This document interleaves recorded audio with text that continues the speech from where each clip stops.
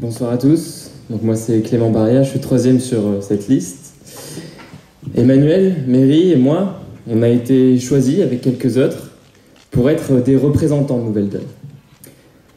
Ce fut un formidable moment d'innovation démocratique, on vous expliquera comment on a été choisis.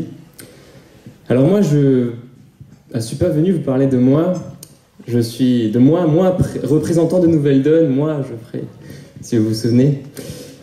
Je suis venu vous présenter le Sauveur suprême, l'homme providentiel, celui que nous attendions pour notre salut.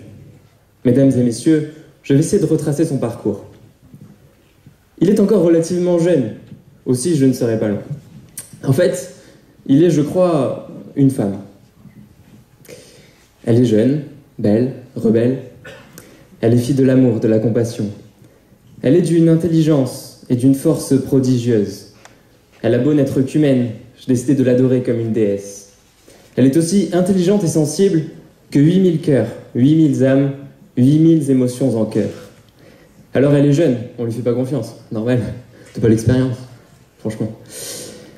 Mais elle a l'ambition des 2000 tyrans, l'énergie, la détermination de 100 héros, des 8000 adhérents qui la composent. Elle ne veut pas changer le monde, elle est déjà le monde nouveau. Chers amis, une armée de citoyens providentiels marche sur Rome. Ils étaient hier place de la République à Paris, puis ils sont passés par Nantes. Mais c'est pas la route, tous les chemins mènent à Rome. Ce qui compte, c'est le premier pas. Le pas que nous faisons ce soir peut-être. Sur nos affiches, j'aime bien marquer ça, ça commence le 25 mai. Alors dans chaque village, dans chaque réunion publique, j'ai compté, j'en serai demain à 12 départements sur les 13 qui viennent de notre région.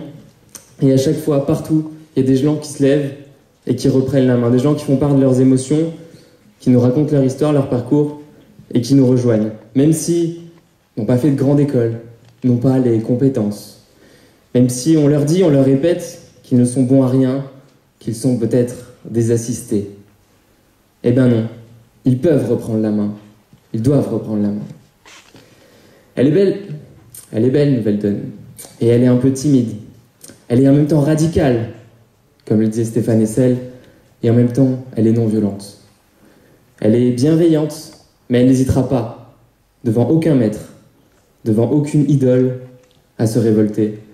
La fin des idéologies qui nous ont fait tant de mal, la fin des vérités suprêmes, des experts aussi qui nous disent toujours ce qu'on doit penser, comment il faut qu'on soit.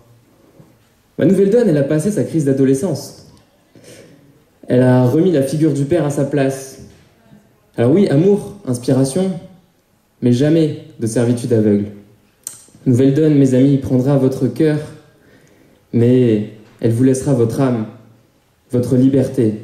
Cessons d'être indifférents au monde, indignons-nous, soyons libres, soyons forts, même si c'est difficile. C'est pas évident d'être démocrate. C'est plus facile de désigner un vrai chef et de le suivre. Alors pour l'instant, Nouvelle-Donne, c'est une petite chenille et rampe. On a du mal à passer à la télévision. Demain, ce sera peut-être un papillon.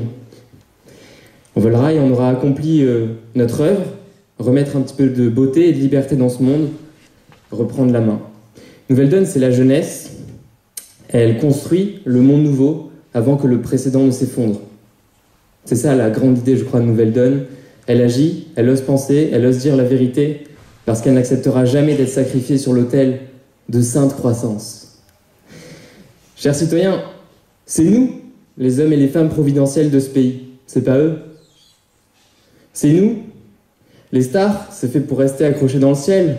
L'argent, ça sert à échanger. La finance, à financer. Et un citoyen à Nouvelle-Donne, ça sert à reprendre la main. Merci.